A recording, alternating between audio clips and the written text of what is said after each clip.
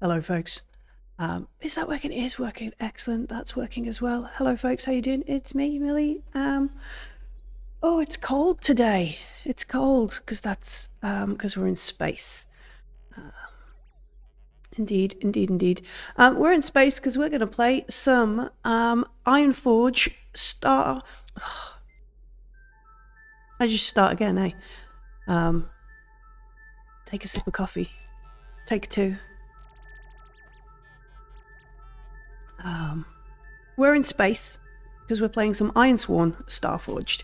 Nothing like getting the name of the RPG right first time to start your Wednesday well. As I fiddle with some twiddles and knobs, please, good morning, Grimwolf. Are you ready for some space in our universe of humans are dicks? My wonderful, cheery RPG I've created. Hey, Chap Inspector, how you doing?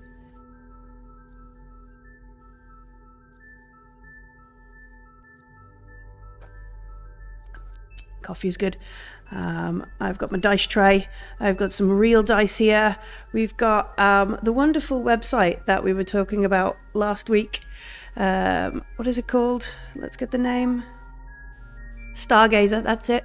We've got Stargazer up. And we're gonna go through some of our truths, and then we're going to use this bit up here to help generate a sector. I'm going to make a sector. We're going to make a connection. I think we have to make a connection as well.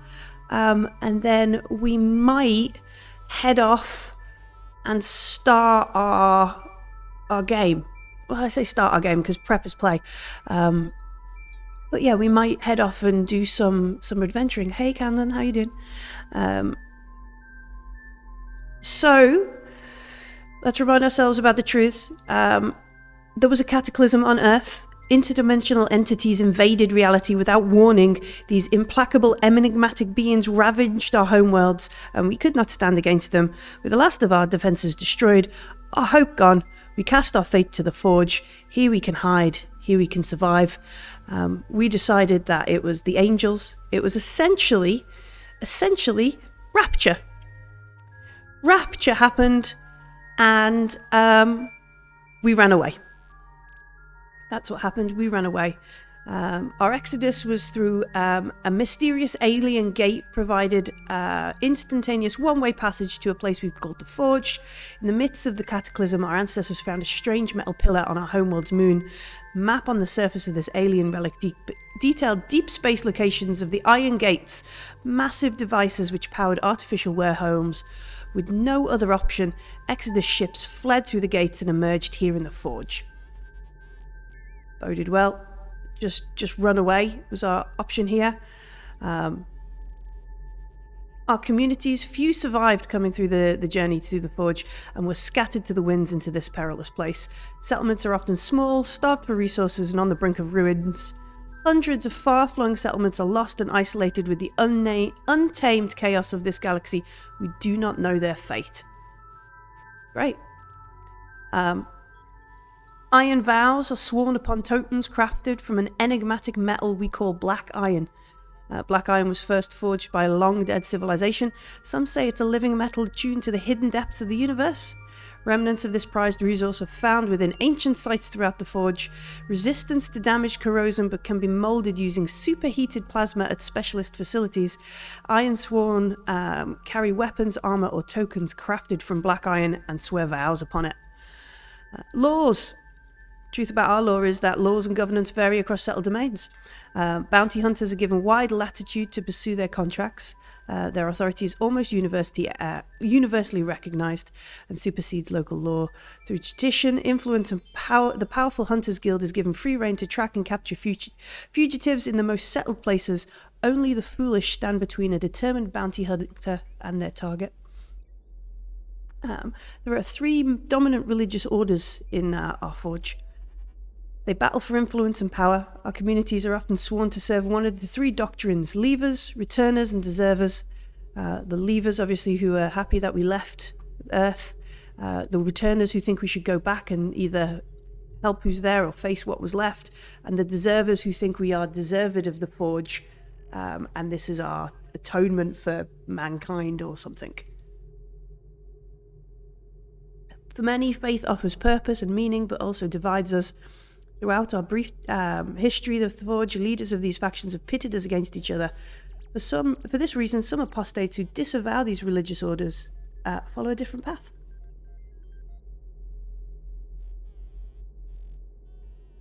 This is my favourite truth. I don't know why this really makes me like this one. Magic does not exist. Some look to superstition and age-old traditions for comfort in this unforgiving galaxy, but that is foolishness.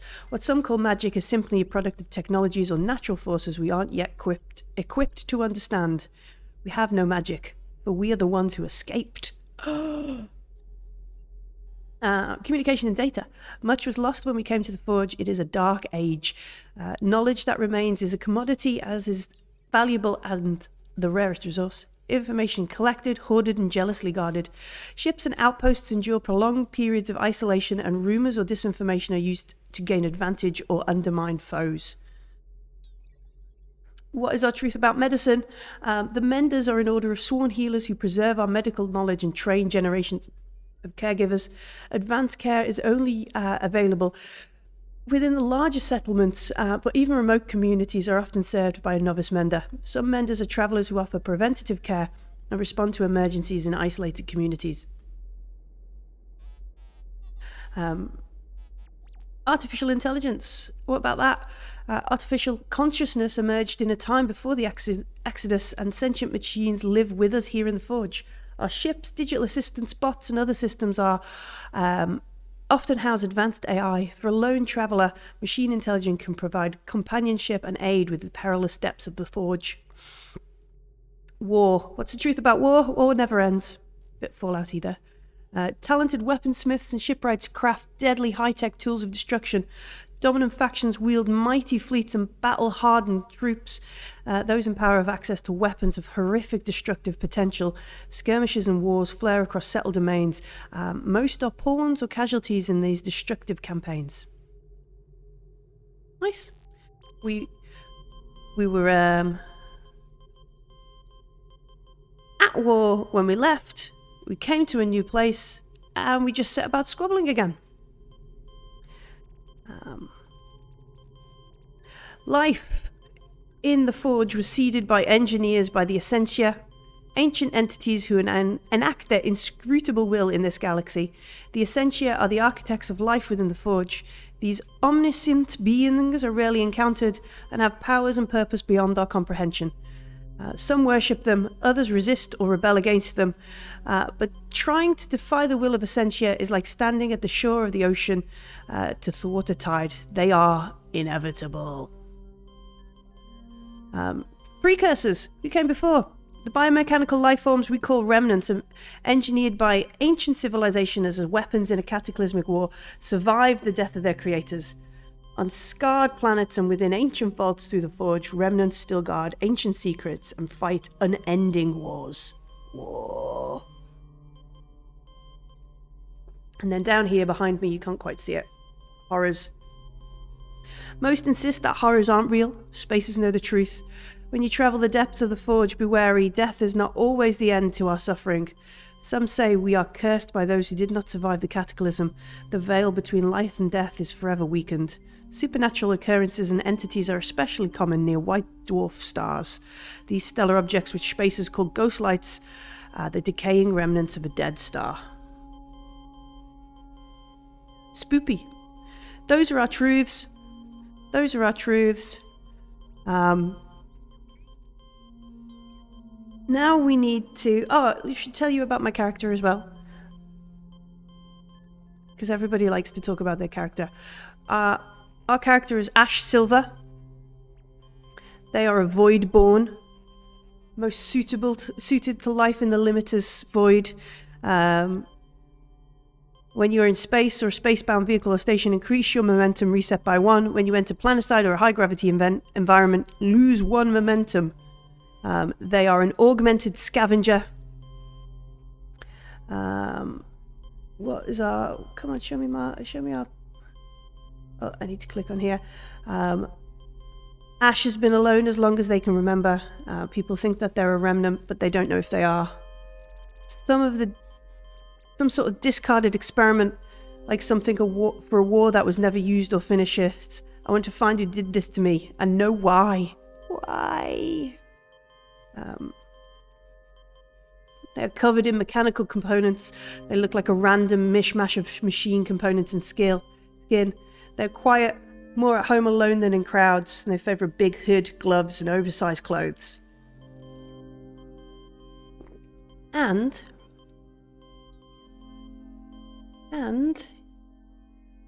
let me make sure I'm on the right page. I can show you a cool thing. Now I can't because I'm doing this all by myself and I've got no one to distract you from the things I'm doing.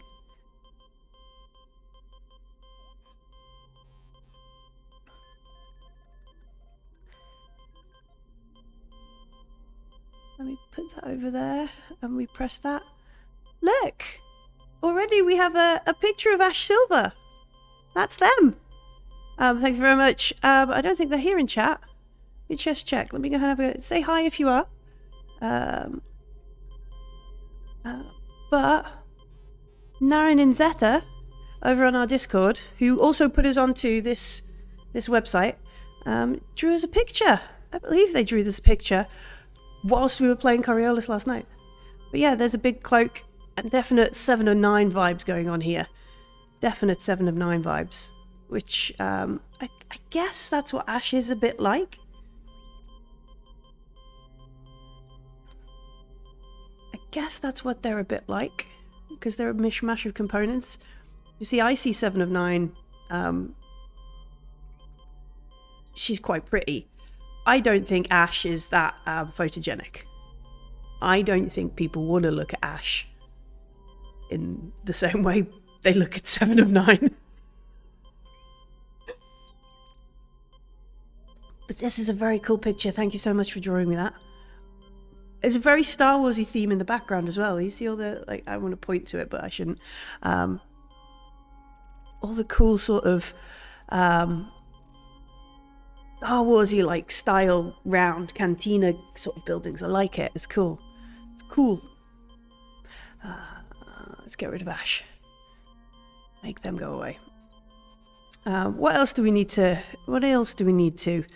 They have a black iron clockwork watch that keeps its own time. It's counting to something, but we're not sure what. And our ship, the First Light, we woke up on this ship. It was battle damaged. Sirenscape, no, I don't like this beeping at me. There we go. Thank you, Sirenscape.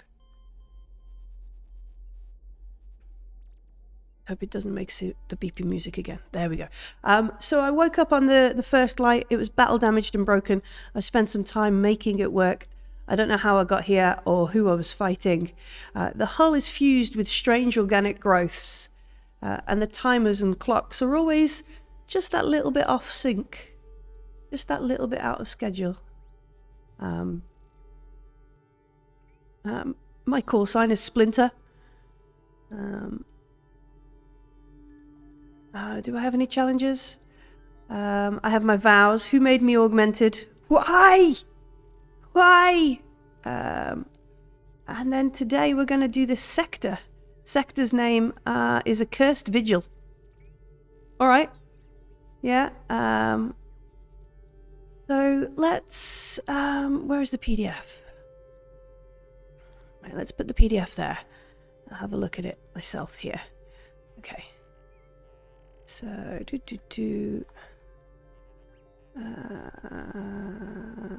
where are we? Is it the setting? 74.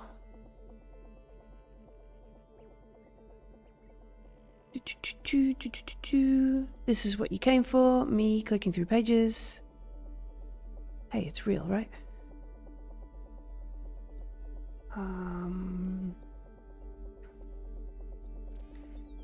74. Launching your campaign. Build a starting sector. Let's go there. Can we do that? There we go. All right. Build a starting sector. We need a sector worksheet and a connections worksheet. So we've got our sectors worksheet. We'll come back to a connections worksheet in a bit. Managing this exercise. Keep things moving. Don't get hung up on details. All right, I'll try not to, but sometimes details are fun. Yeah. So we have some choices here. You might not be able to read it on the PDF, but you'll definitely be able to. So we have Terminus, which is the place closest to where lots of people have banded together in Terminus. There's lots of settlements. Routes between communities are usually well charted. If we want to focus on interacting with other people and communities, start here. The Outlands, which is obviously a little bit further out, region represents an area of recent expansion. Settlements here are scattered, and navigational paths are often uncharted and perilous. If you envision yourself as a spacer on a wild frontier, start here. And then the Expanse. Only a few bold pioneers have delved in these far-flung reaches. If you're ready to face the dangers of lonely exploration with an uncharted space, start here. Definitely, just from the character we've made and the sort of prompt we've gone through, Ash is not going to be in Terminus unless they absolutely need to. Unless we cannot force them any other thing. So it's a toss-up between Outlands and Expanse where we're going to start. I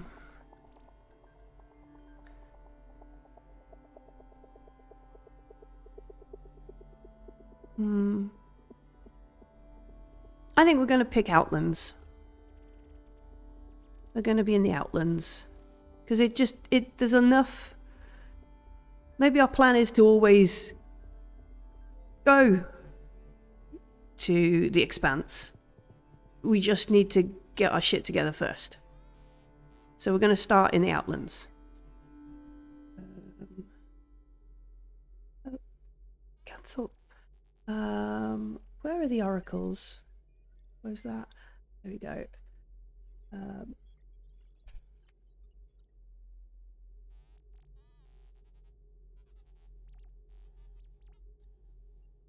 Oof. Let's get rid of the things you can't see behind my head, behind my book. All right. Because we're going to need to use some. Hey, Sharidel. Yes, solo play session. Yeah, I did a big sneeze. It's not good. So yes, right. We are going to be in the Outlands. We've decided that. Royal we. Me and the frog in my pocket. Where is my PDF gone? Okay, so we need to determine a number of settlements. Settlement is a location populated by other humans, planet-side habitats, orbital station, deep space facilities. They offer a place for you to recuperate after your adventures.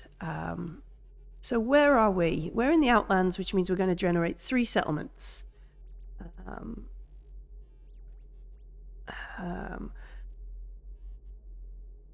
So we need a settlement name, a location, population, authority,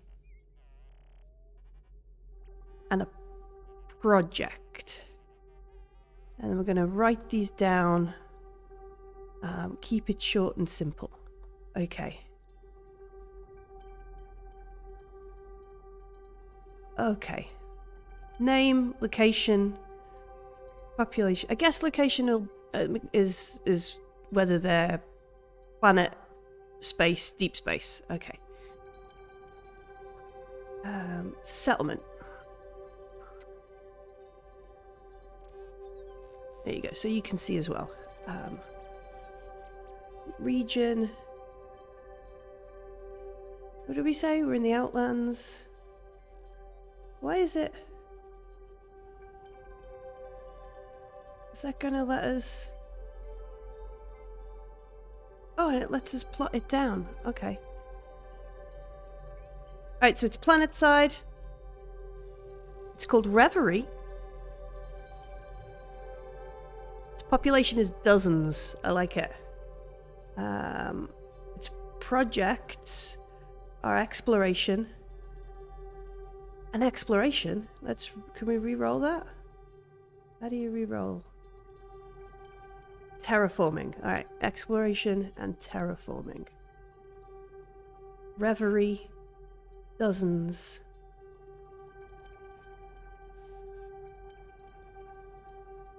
Let me just check. Authority. We need the authority for it. Tell me if this background music is too loud, because it is too loud for me at the minute. I'm going to fiddle with some things on my end. There are dozens of us, I know. But our places are like sparsely populated, right? Sparsely populated. Authority. Ineffectual authority. There's just one of these people. They're just like, you know, I'm trying my best for you. Can you just not do that? Like, no, you stop me, mate. It's like, buddy, please. Yeah. Yeah, there's just one person who thinks they're in charge. Yeah, that's exactly it. Nobody's listening because they're too busy exploring and terraforming. So I guess we need to generate a planet for this. Let me just... Do we just generate all three? I mean, there's only dozens of them, so they probably won't stab people in the street. It's probably more like, can you just... When you borrow something, you can give it back, maybe?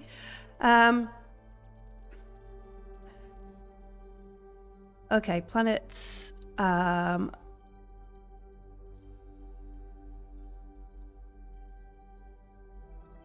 Alright, cool. Okay, yeah, so we will generate a planet for Reverie to be around. Planet.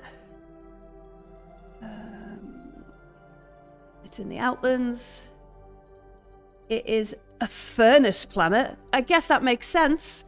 A planet with relentless volcanic activity wreathed in fire and ash. Well, that's why there's not many of them there. And why they also have only a couple of dozen people there. What else do we need to roll on this chart?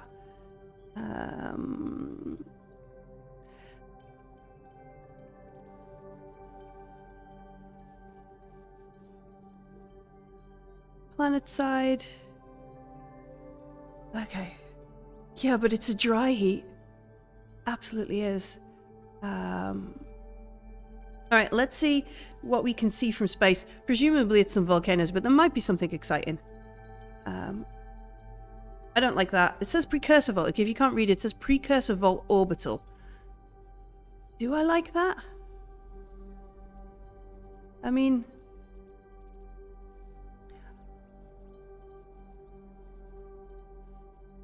that's pretty cool, isn't it? To start campaign with a precursor vault just orbiting a really shitty planet. Okay, let's keep that. And then a planet side feature. Steaming mudflats. Nice. Atmosphere, we need an atmosphere. None, it's a thin, which is why they're terraforming. Okay. We need a name for this planet that has a settlement called Reverie. Yeah, it does all fit nicely with the thing. Australia Junior. No, well, that's an interesting thing. Like, because we've all fled from Earth, have we all decided to name our things in reference to things from Earth? Is this like New Australia?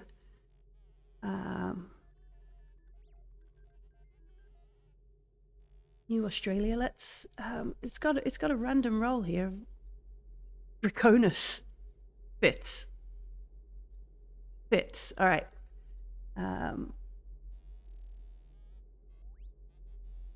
Create a location to save this.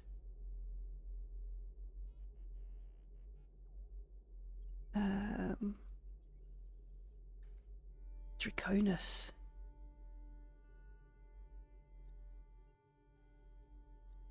Add.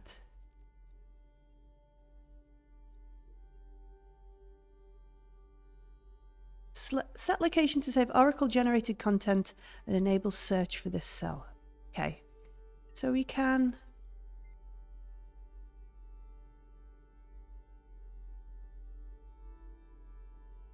Oh, no, stop it. What am I doing? Oh, now I'm clicking on things I don't want to. Ah, no. Ah, no. Okay. Oh, well, I guess we've put it in H94. I guess we've done that now. And we're going to put that on Draconis. Oh, I like it. There we go. Oh, it's put a little Draconis on the map. Yeah, oh, there we go. Oh, this is so good. Steve, yeah, it does sound like the one from Firefly, the Mother's Milk, Hope, Reverie. Reverie has Mother's Milk. All right, so that's our first settlement.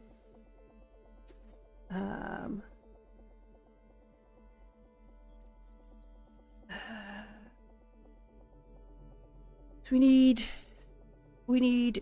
2 more settlements.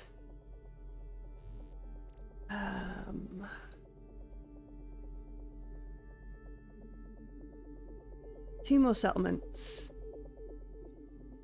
This one is in deep space.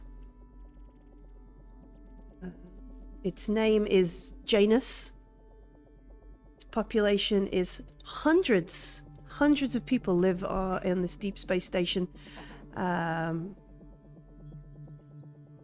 If we delete them, let's find its project. Migration makes sense. And raiding. Okay, it's a pirate station. What is the authority like on this pirate station? Tolerant. Okay. Okay.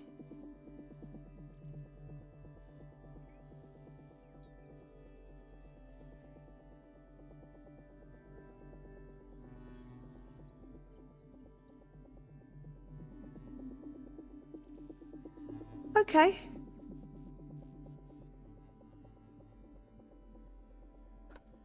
I'll put that over there.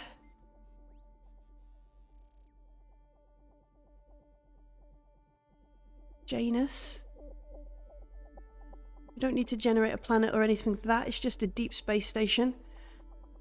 So the other thing we need to remember is that, like, this is not an exact map of the sector. It's just a sort of reference. Reverie and Janus are not like 1, 2, 3. It's not like Traveler where they're very close together and that kind of stuff. All right. Okay. Okay. I have one, thank you. I'm being offered coffee, which is always good. But I have some in my big mug. Alright, so we've got Reverie on Draconis. We've got the raiding station, settlement and raiding station of Janus. And then we need to, our third and final settlement in the Outlands, in the Accursed Vigil part of the Outlands, is another planet side. Okay. It's called Hyperion. Its population, huge. This is huge in the Outlands. Thousands. What do? Pacifism. That's their project. And medical might explain it. They're a peaceful medical thing, and their authority is... Did I roll it? I'm gonna roll corrupt. They're gonna die. They're gonna die when Janus gets there. Okay. Okay, I'm gonna put these The Doctors Without Borders, yeah. Okay, we're going to put them down there. We're going to make that a location. I'm going to put that in H there. And we need to make a planet. Let's hope it's a nice one for these doctors. It's an ice planet. It's called Moroz, a rugged, frozen ice world locked in an unending winter. But the atmosphere is breathable. That's good. What feature can we see from outer space? Okay, hang on, let's try it again. What feature is observed from space? Vibrantly coloured ice. It looks beautiful. What feature do we see planetside? A grim threshold. A grim threshold.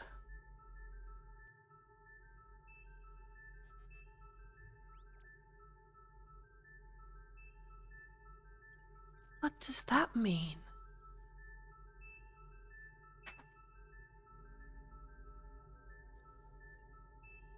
Like there is around the equator just this band, this grim threshold where if you barely exceed this threshold, it's far too cold or hot, far too cold for you to exist, even with a foot. Like, yeah, okay, exciting. Let's save that. And then let's put Hyperion on it.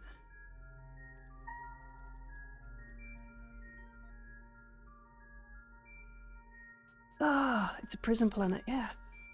Alright. Okay, so that's our sector. That's a cursed vigil. We could...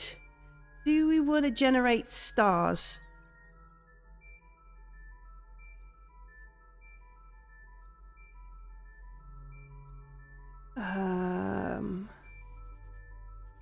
For these. We've done our map. Do we want to generate stars? Are we bothered? I'm not bothered. Am I? I'm not bothered. Okay. We're in the Outland, so we need to generate passages.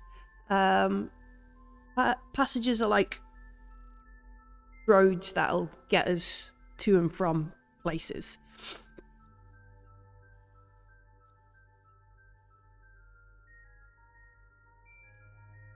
And we get 2 of them in our Outland sector.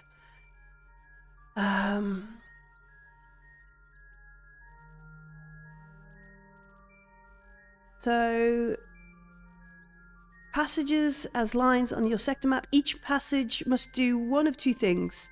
It connects to 2 settlements or connects to an edge of our sector map.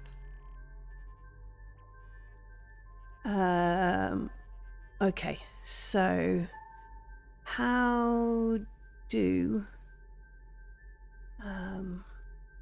yeah, we don't need roads.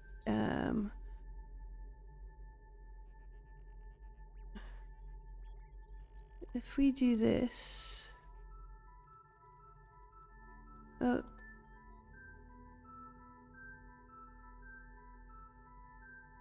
passage?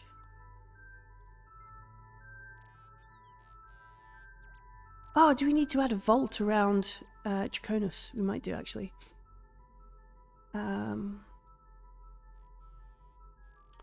Passage? Is that how we do it?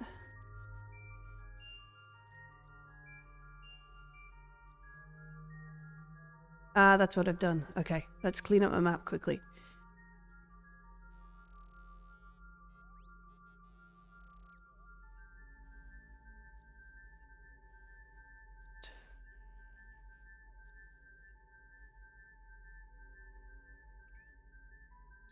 Yeah, okay, yeah, we've got our vault. Okay. It's a castle run, yeah. It's the Hyperion and Draconis.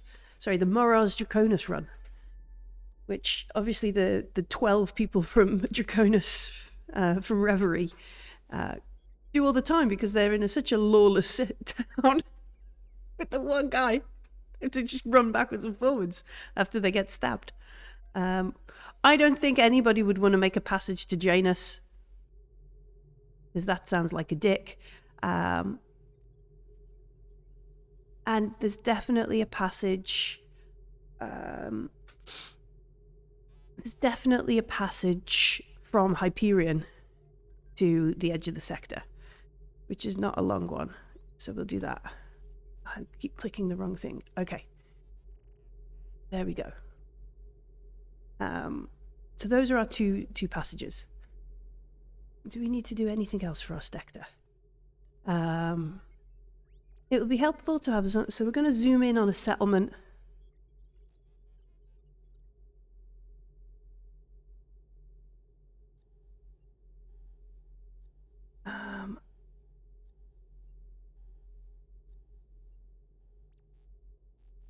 Choose one of the settlements, whichever is the most interesting to you. Return to the settlement oracles and make a note.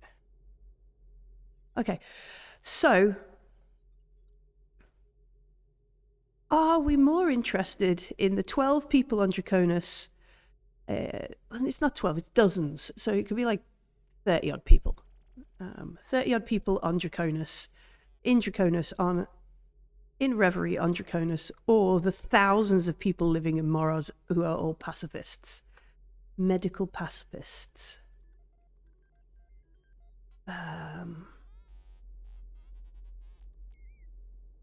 I think I'm more interested in Draconis and Reverie. Okay. So you want to do like I think dozens of people live here. Yeah, I'm keen to find out more about this exploration in Terraform. And like, if we view this through the lens of Ash, are they more likely to go to the place where there's thousands of people that they have to put up with, or just dozens? Like,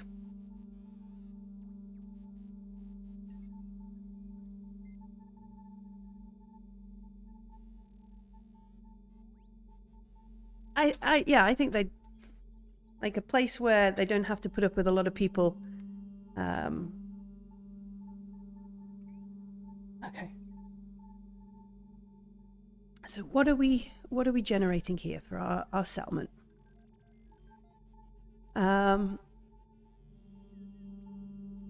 First look. We're going to roll the first look, and then we're going to roll some settlement trouble. Settlement. First look. Hidden or subsurface location.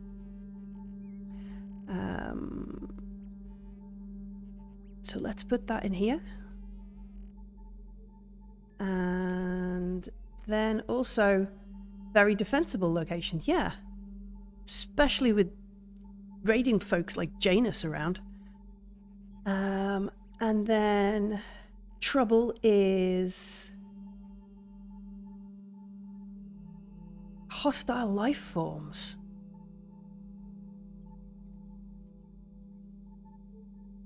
Something lives on this planet? Indigenous population? That's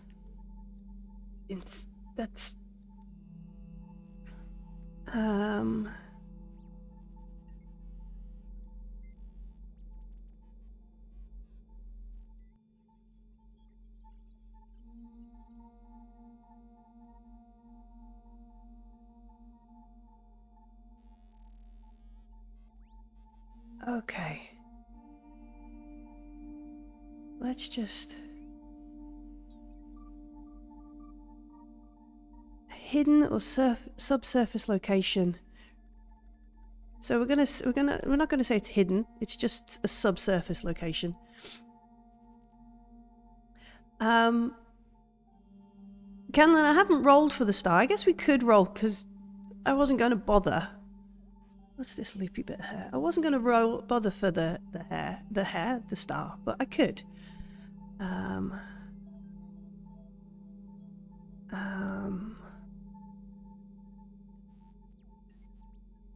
Hostile life forms.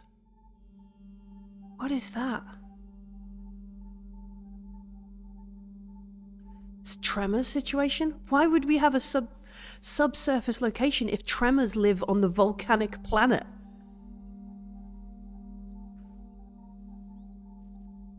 Oh, gosh. No wonder dozens of people live here. Alright, okay, what else do we need to roll for our settlement?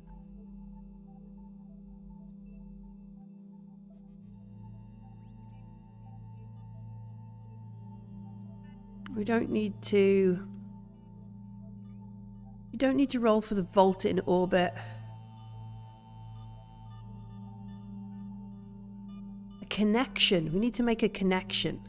Okay.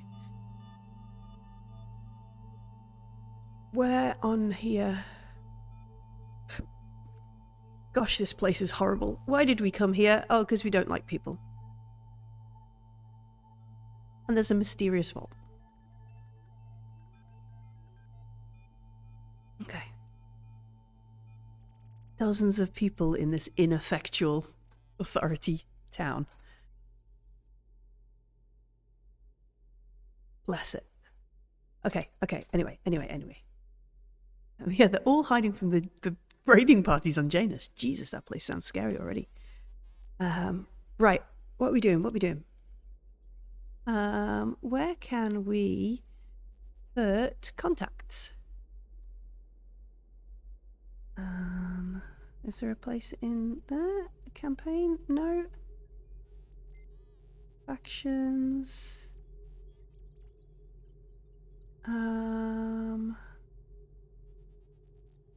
No. Vows, progress, sector. Misc.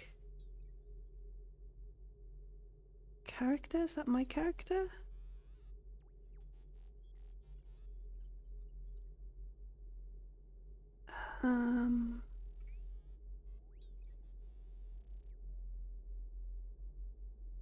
Let's... Alright, create a connection. Does it have a worksheet for it?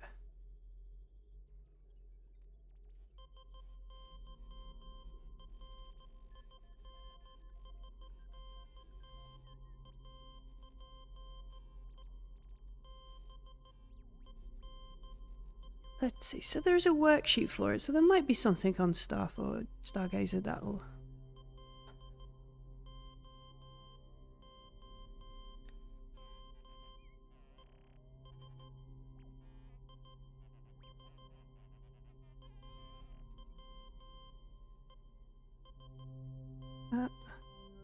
Oh, I just created an extra faction. Factions, truths, moves, journals. We close the oracles. What's that going to show me? Journal. If we click up here. No, that's just for saving it.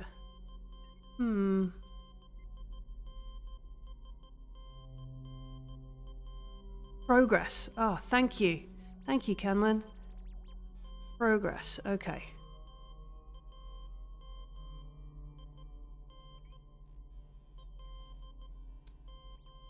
I guess the other thing is... Alright, we'll get rid of that one. Progress. Until it becomes a bond. So I guess the other thing we do here is we make a journal entry for... that tells us about our connection.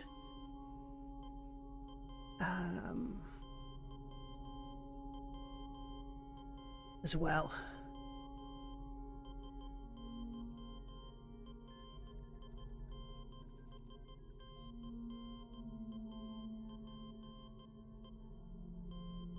Alright, so a local connection.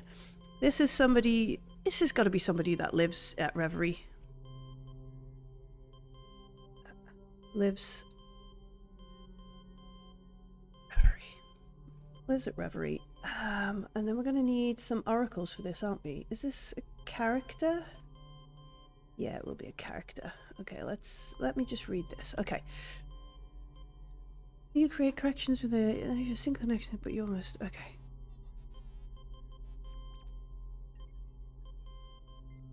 Shared connection shown below. Okay.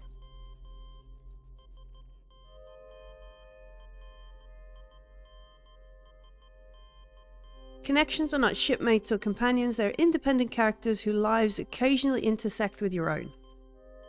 You can place them on the sector map as well. Okay.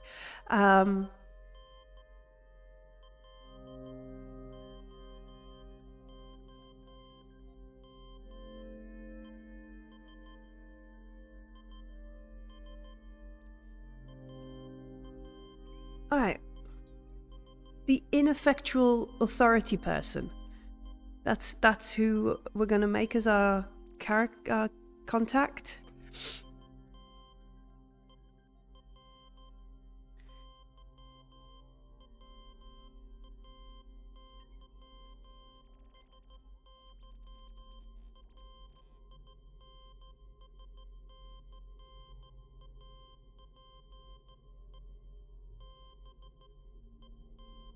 Alright, there's an option here in the PDF that says if you want to leave it in the hands of fate, generate a random roll using the character roll table. I think I will do that because I'm having a little bit of a... Alright, so our person is a labourer. They're just a worker. Cool.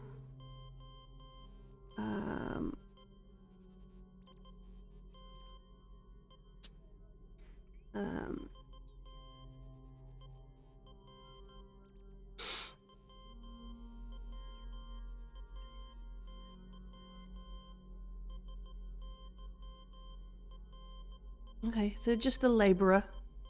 They are not the ineffective authority person.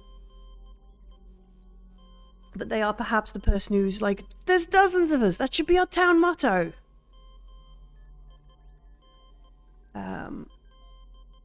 So... Can we put them on the sector map? How would we... Add... Creature? Then a person. Okay. Ah, there we go. Roll. Oh, no. I want to put it in there. That's where I want to put it. A labourer. Did I spell that right? Who knows?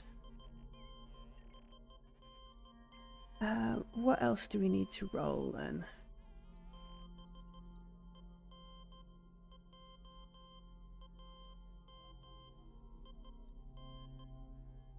What else do we need to roll? Okay, give it connection a rank. Connection's rank represents the challenge of advancing the relationship. The higher the rank, the greater the narrative focus at the time required to eventually forward a bond with them. And then we need a first look, a character goal,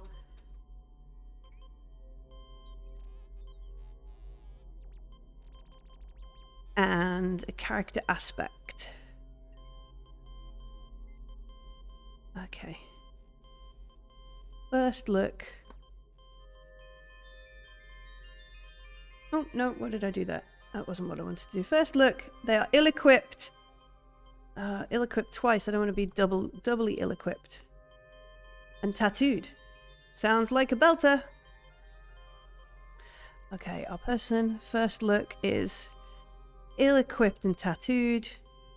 Their goal is to capture language. Capture language?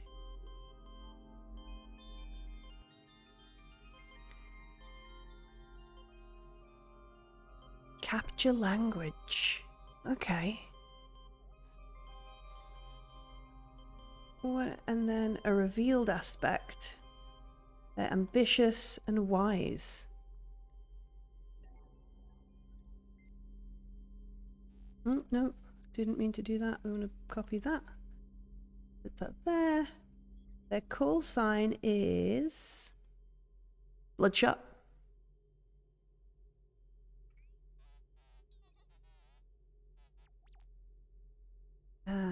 And their name Cassie Rebecca. Very nice. The goal is to capture language.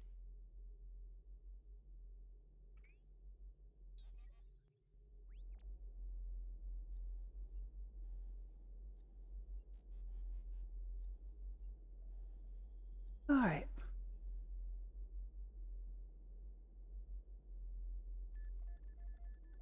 Troublesome. We need to give them a rank. Troublesome. Yeah, troublesome. Okay. Cassie Rebecca. They want to capture language. No, that wasn't their revealed aspect.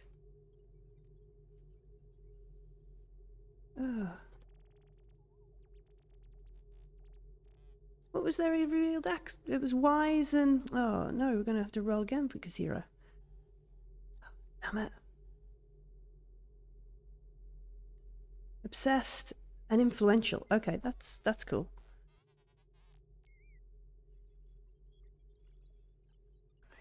Note to self. Write things properly. Don't tick bond yet, do we? I don't think we do. No. Because they're not a bond, they're just a connection.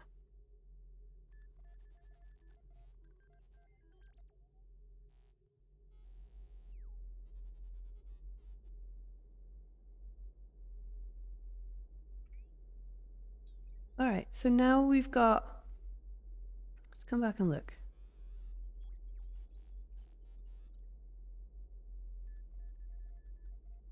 So we've got our 3 places, we've got our connection, we've got our 2 passages.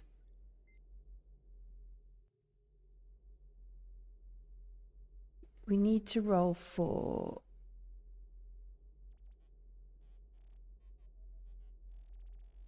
Place.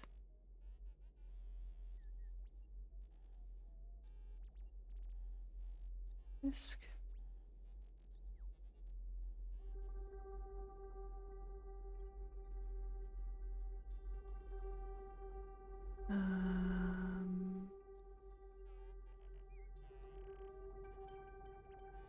Okay. So we're going to roll, we're going to introduce some sector trouble.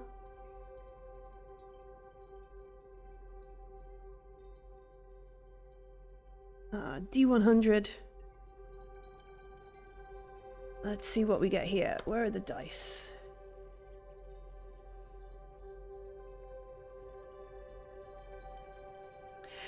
Dice say 89. What's that? What's our sector trouble? Sickness spreads among ships and settlements.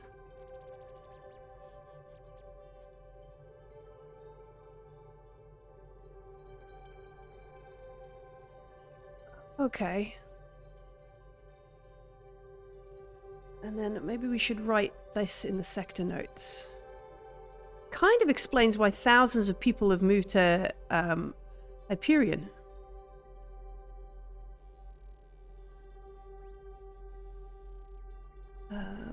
Let's just copy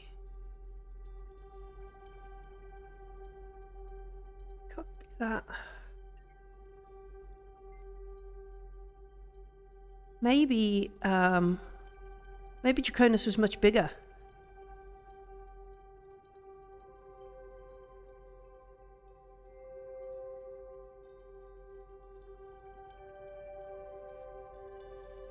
The government of Hyperion is corrupt. Maybe they are.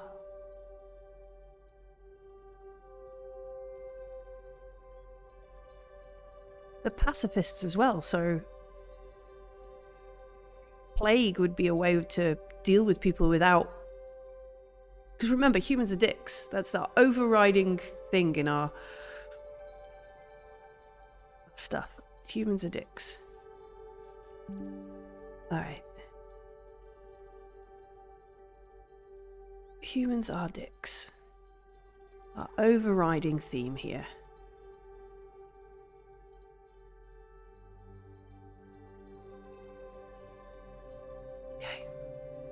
Okay. All right, finalize the details. Give it a name. We've also given it a name. You can set a controlling power for the sector if a faction came to the forefront during the... If not, keep it ambiguous. Sectors can be isolated, chaotic, or home to many insignificant. If you want to reveal details of a faction during play, use the faction arrow for 3. Do we need to have a faction that's...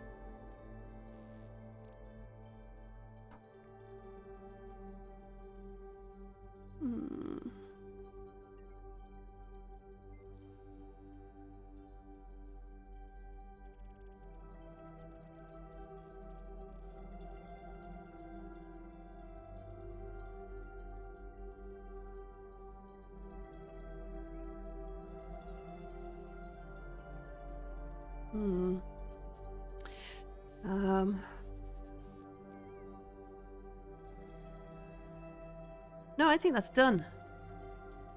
Like, maybe later I'll write some fanfic for my own RPG.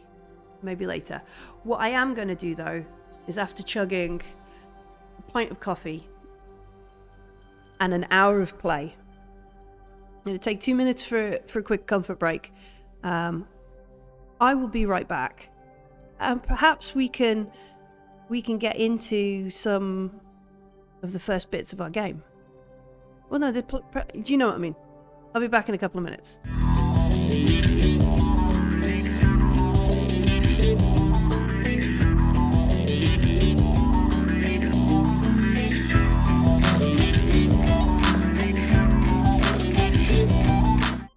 Hey folks, how you doing? Welcome back to our accursed vigil in the Outlands of our campaign. We need Outlands of the Forge. Yeah, accursed vigil. Right, okay, welcome back. We're gonna do some... I think what I'm gonna do first, and I'm gonna just on my screen, because my screen's different to your screen, obviously. Where were we? We're in Revelry, right? So we've got Cassie Rebecca, who is our contact. I wanna maybe...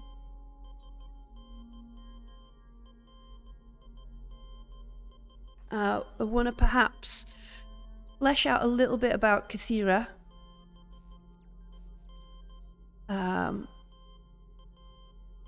Flesh out a little bit about her. It is a her, I think. She, her.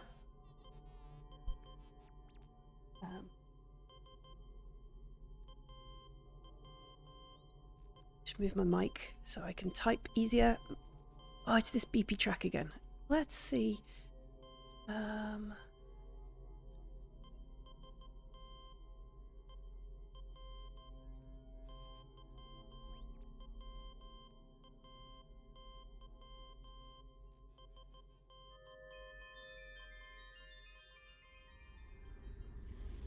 There we go. Let's just have the noise of space orbiting a sun, rather than that beepy soundtrack.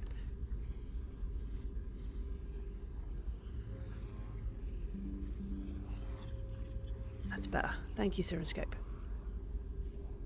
Okay. How's that for you folks? Is that not too loud? That's good. Okay, let's find out a little bit more about Kassira. Do we call them Becca? Do we call them Bloodshot? Why is their call sign Bloodshot?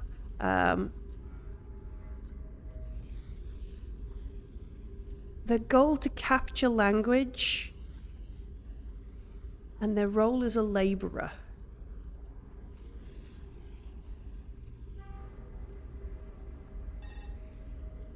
All right, so oh, a little bit of. All right, cool. All right, so what do we know about Kassira? We don't really know stuff, but they're a contact. Why are they a contact with us? Why do we care about them? Do we care about them? Are they just somebody, like, so they're... I think they're obsessed and they're influential.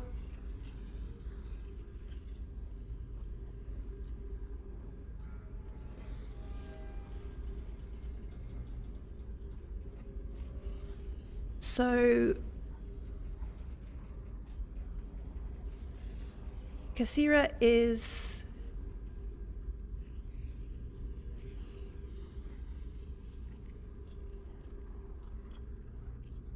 obsessed with some of the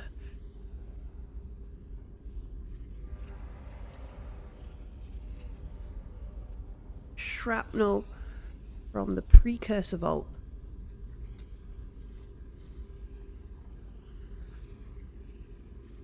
Orbiting Draconis.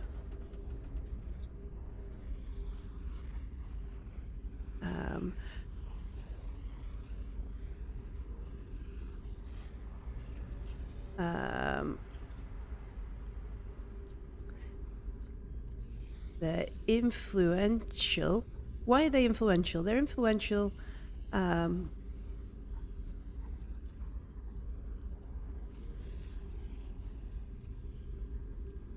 They're influential. Did their father or their parents establish Reverie? Yeah, influential because of their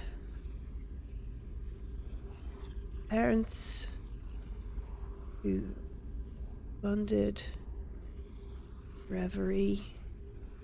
And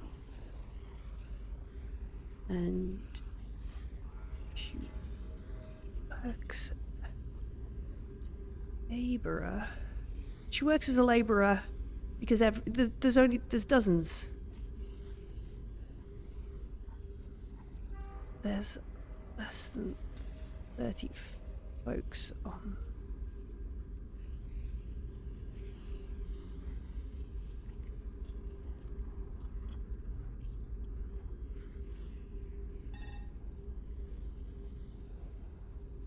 Alright, so Kassira is obsessed with some of the shrapnel from the precursor vault orbiting Draconis.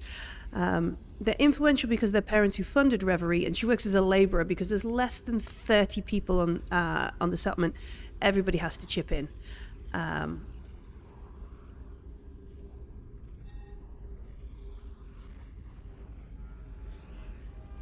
They're ill-equipped. They're ill-equipped because they don't bring their labourers' tools. They bring the stuff to think about stuff in space. That's what Kassira wants. And then my contact, because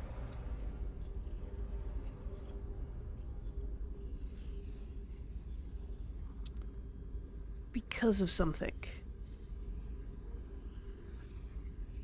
They're my contact because they're probably one of the few people who will A, talk to me, and B, I want to get in the precursor vault too. Alright, so my goal is to get on the precursor vault.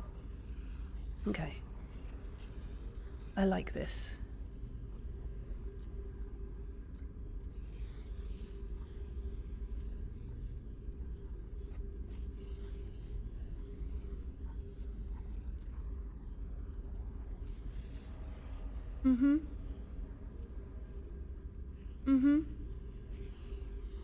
Okay.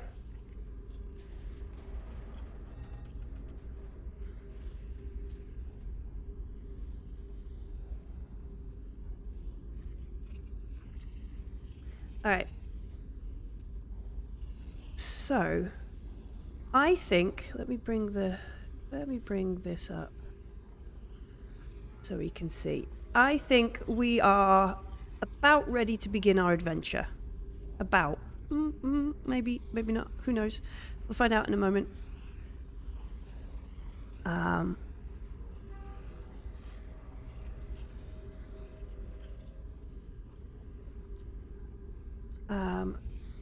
Have your character sheet, asset cards, and dice ready to record your vow. Use your personal journal or the printable. Yeah, okay. An inciting incident is the problem at the beginning of a story that propels protagonists into action. Everything up to that point is backstory. This is the inciting incident that begins your campaign. At this point, you may already have a problem, a mission in mind for the start of your campaign. If so, jump to page 313 to get started. If not, consider the narrative fodder of the previous exercise. Okay.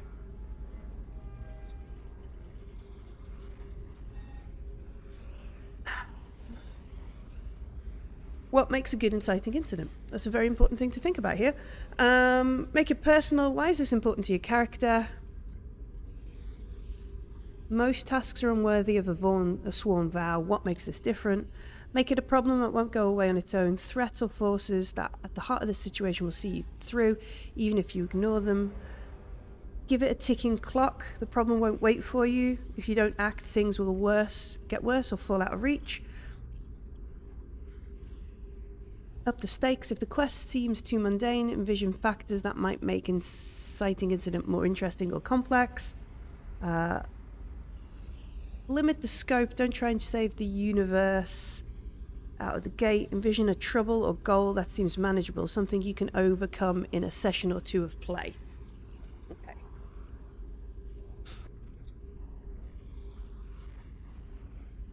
Stuck for an idea. Roll the action and theme oracles, roll a character roll oracle, or pick or roll on the table below. So what's in this? Aid a starship caught, broke a piece, chart a new passage, escort a ship, bury a rescue team, infiltrate a fortified base to steal data.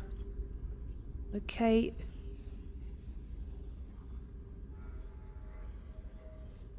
Yeah. I think getting into the vault is a little bit like bigger goal. I think our starting quest, our starting incident is going to be smaller.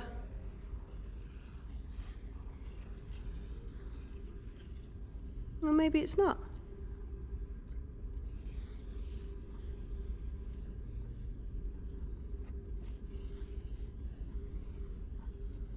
Alright, I think maybe let's have a look at some oracles, see if that helps us. So what are we looking at? Action and theme oracles. Okay.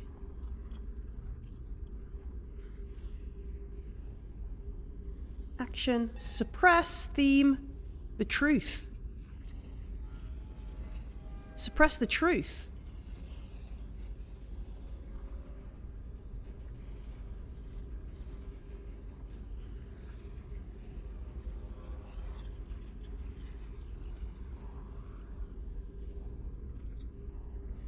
Suppress the truth.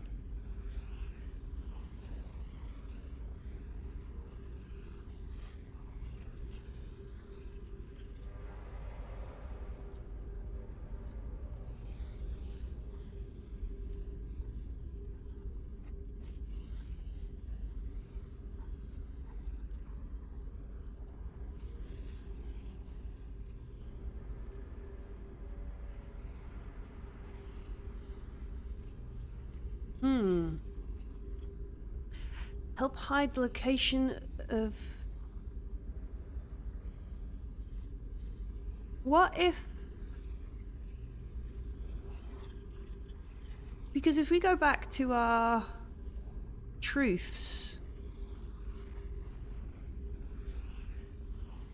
like, information is collected, hoarded, and jealously guarded. Ships and outposts endure prolonged periods of isolation, and rumors and disinformation are used to gain advantage or undermine foes. So what if our good friend Kassira wants us to suppress the actual size of Draconis?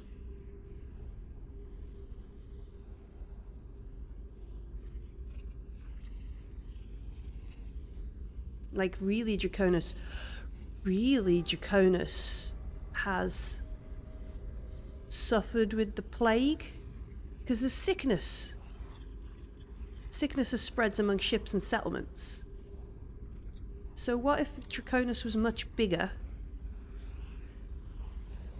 And now the truth we need to suppress is its size.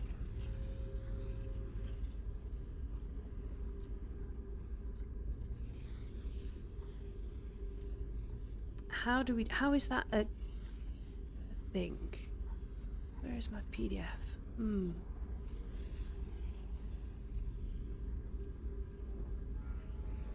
What is the quest here?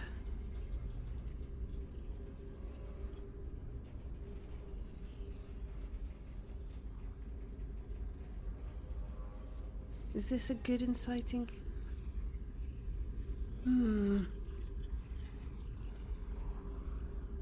I like that Draconis was bigger and has suffered from the plague.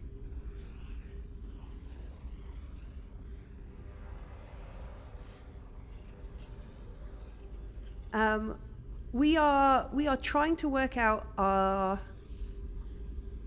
inciting incident.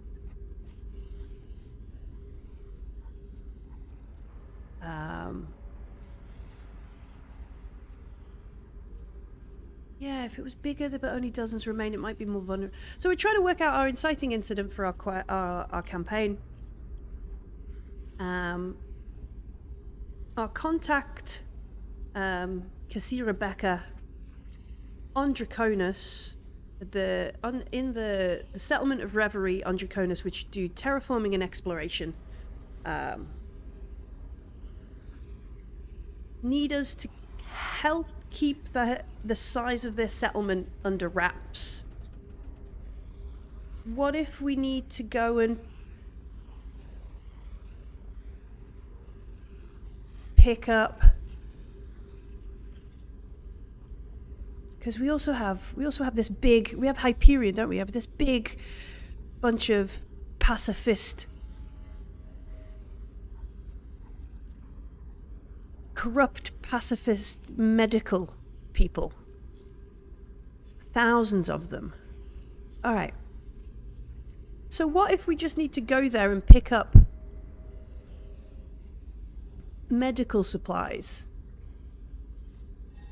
There's only dozens of folks left in Reverie, which means they can't do it themselves. And they don't want to go themselves in case somebody asks too many questions about Reverie. So that's, if we don't go, Cassira might die, and so might Reverie. If the people on Reverie die, I'm going to have no help getting into the vault. That's my motivation there. Okay.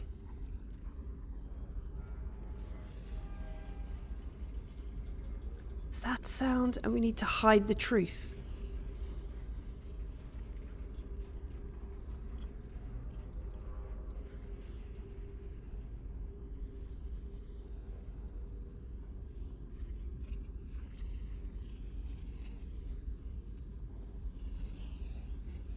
Okay.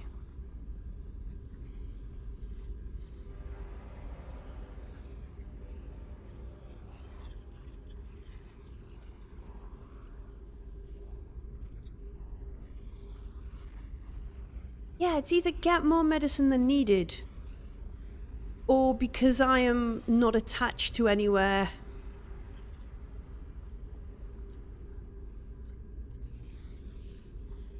get the medicine that they won't know is for Draconis. Like, I'm just an unaffiliated weirdo.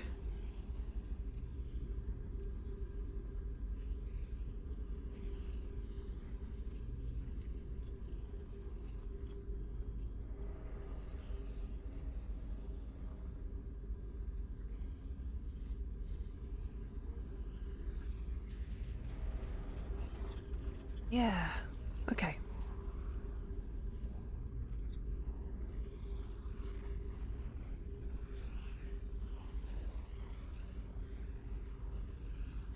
Alright, okay.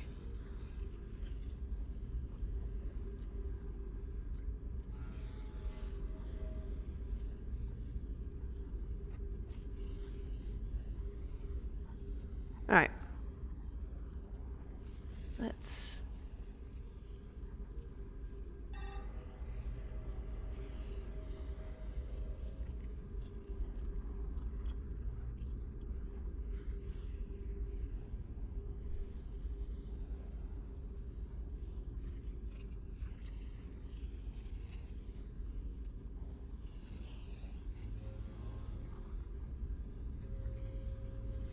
Right, let's see if this sounds right.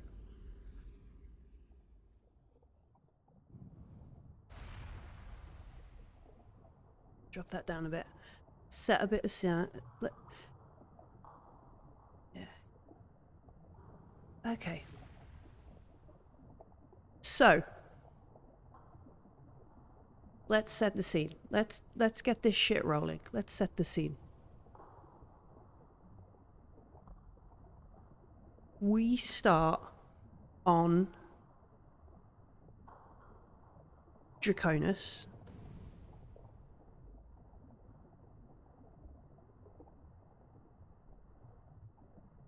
It is a horrible looking planet, full of volcanoes. The crust on the surface of the planet cracks and moves. No discernible, like, continents as we look from space.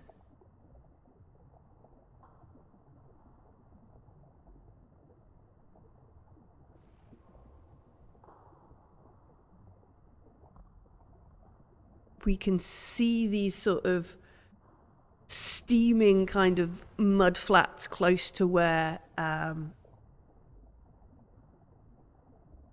stop distracting me, Showdell. Leave me alone. Massive amounts of research can be done on Draconis, but it is not a nice place to go for a holiday. And these steaming mud flats close to where Reverie, or the landing, like, and I imagine it's like that sort of tunnel that you have to fly through to get down into a safe place to land our ship. We fly down, we dock. It's empty, and it looks weird, right? Because previously there would have been people at the docking station to at least greet us.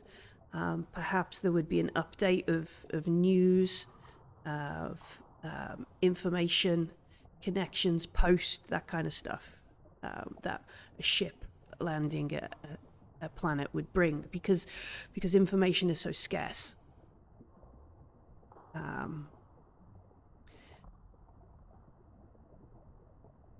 Don't know what these hostile life forms are, but we don't need to. We just look around and you can see that there are defenses that will go back up as soon as we are landed. This place is defensible. It's heavily sort of guarded underground.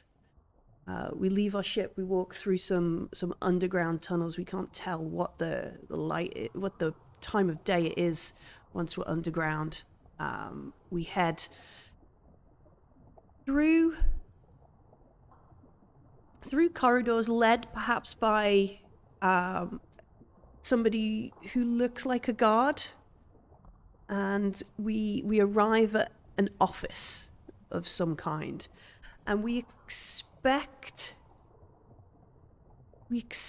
to meet somebody important, and instead it's our connect, like some and this is not an insult to Kassira, but we expect to maybe meet her parents, and what we see is her. And she looks sick. Like pasty, exhausted, but also like physically, like illness sick, not just overworked.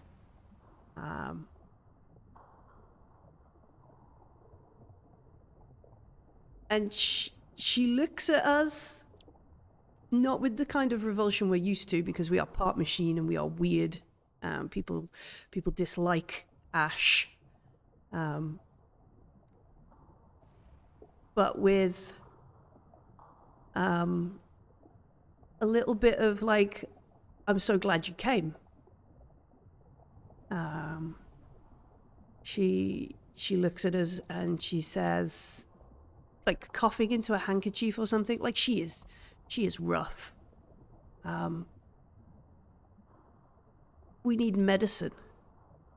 We're ill. All of us. there was a plague. It ran through the whole of the settlement. There's now maybe 34 of us left. We need medicine, Ash. We need medicine, or we're all doomed.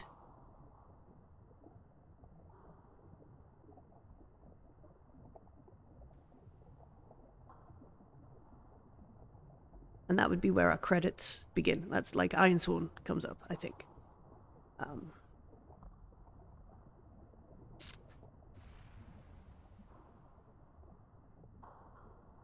So...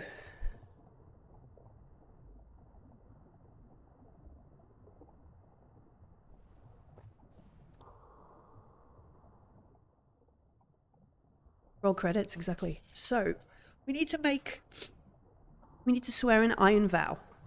This is our little bit of our Mandalorian style thing. And this is probably our first roll. Like,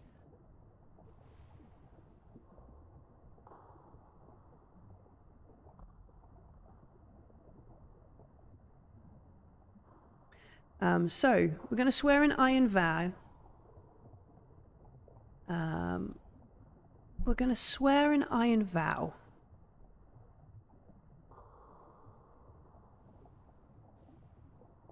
When you swear upon iron to complete a quest, write your vow and give it a rank, and roll heart. If you swear this vow to a connection, add 1. If you share a bond, add 2. Okay.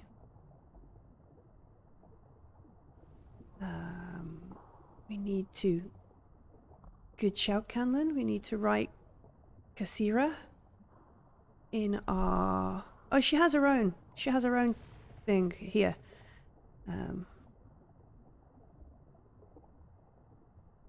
Nope.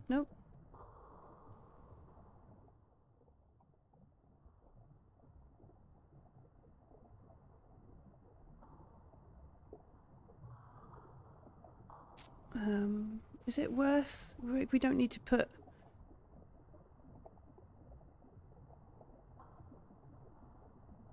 Do we need a second one? Yeah, we chose her rank. She's troublesome. She's troublesome. And she has her own tracker on her own character page. So we've got that. We don't need it on challenges. We've got her on sector. That's that. What we do need is vows, because we're going to swear an iron vow right now to get Reverie.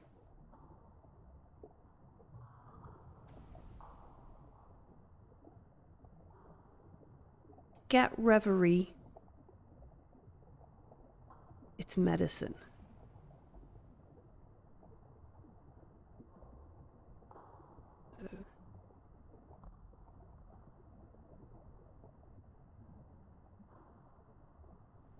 I can't spell. We'll change it in post. Let me just read, because I'm reading on the PDF right now. You swear an iron vow to complete a quest. Write your vow and give it a rank.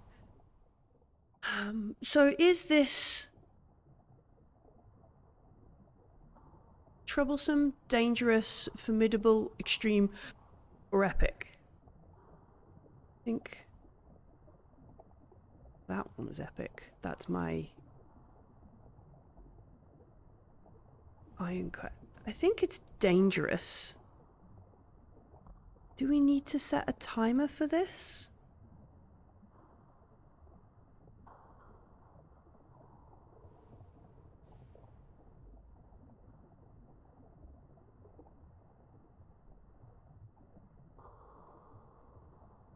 Okay. Roll heart. We get to add 1 because it's for...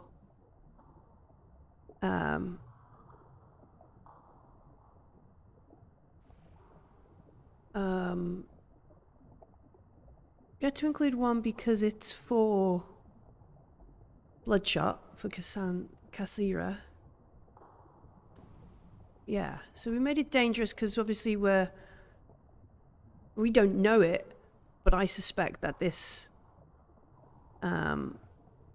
is something to do with those corrupt bastards. And then we need to... What's that? Increment momentum, burn momentum,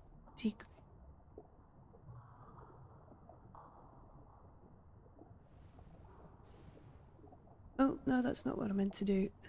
All right.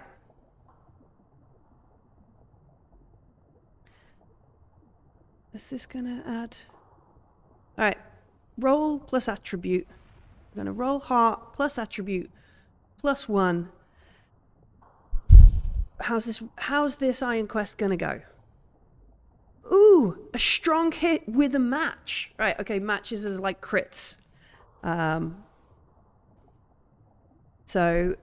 right. If you don't know how this works, and I only worked this out earlier, we could bring up the PDF, Mill. Okay.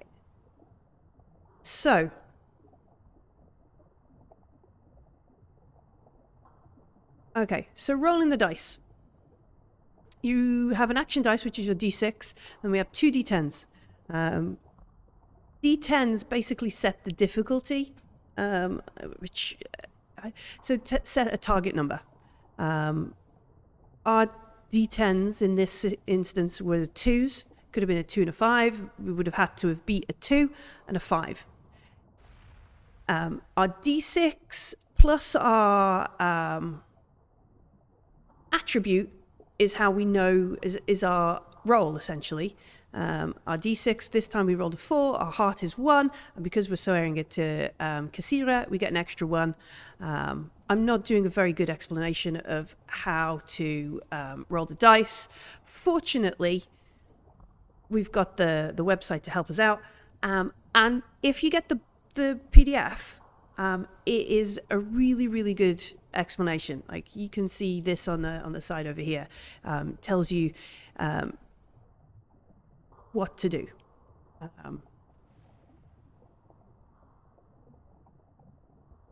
Tells us what to do. Okay. So let's come back here. So we get 2 momentum, which will be helpful, because that can mitigate really poor rolls. We'll use that another time. Get rid of that there. Nice. Okay. So let's just interpret these results. You swear upon iron to complete a crest. Write your vow, give it a rank, then roll heart. If you swear this vow to connection, if you share a bond, on a strong hit, you are emboldened and it is clear what you must do. Take 2 momentum. Okay, so we swear, get out our clockwork. We get out our clockwork black iron. And we look down on it. Kasira, don't panic. We will gather you the medicine and we will be back. I know where to go. There's a passage. It'll be fine. We think it's going to be fine. And then we're going to head off to Hyperion.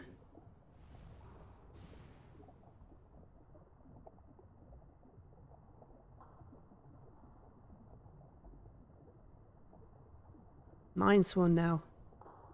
We're off. Okay. Okay. I like this fishy picture. Look at that. All right.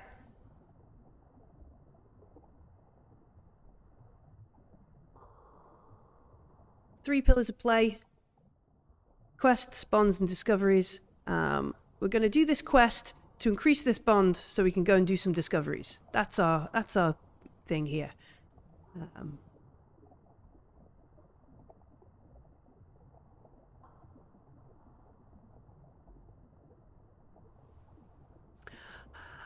I think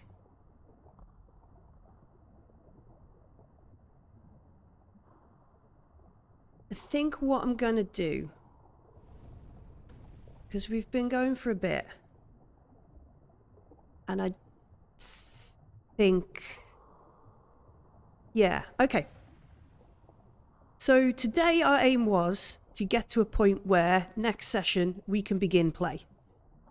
I think I want to do a little bit more thinking on some of this.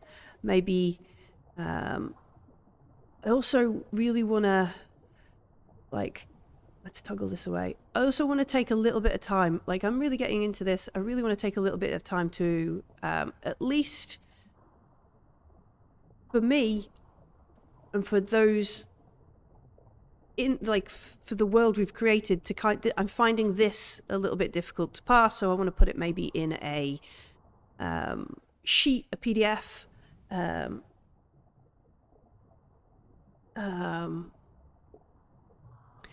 maybe not the challenges, maybe just explore a little bit more, like, about the world. I want to document it in a way that makes more sense to me, because I'm finding this a little bit, this is great, this is a fabulous tool, but it's not the way my brain is parsing it. So I think I'm going to call it there. Really interested in because it's 1:45 now as well, which means we've been playing for a bit. Yeah, I'm going to call it there. Definitely, I've made a decision. I don't need an oracle to push with that. I'm going to read a little bit more of the book, because I confess I'm reading this as we go. I've read not much more than where we're up to, and I want to just feel a little bit more up to date on it. Real Sea Chicken, can we include viewers in your streams? Could we include viewers in the streams as active participants, minor roles, but would include as making dice rolls? I don't know. This is my solo campaign of Humans Are Dicks. So I don't know if I want, like we've got chat going on right now to include. We could like, yeah. Like, I think this is just mine. I can give you the details, the truths, and that sort of stuff. And if you want to go and play in my backyard, very welcome to.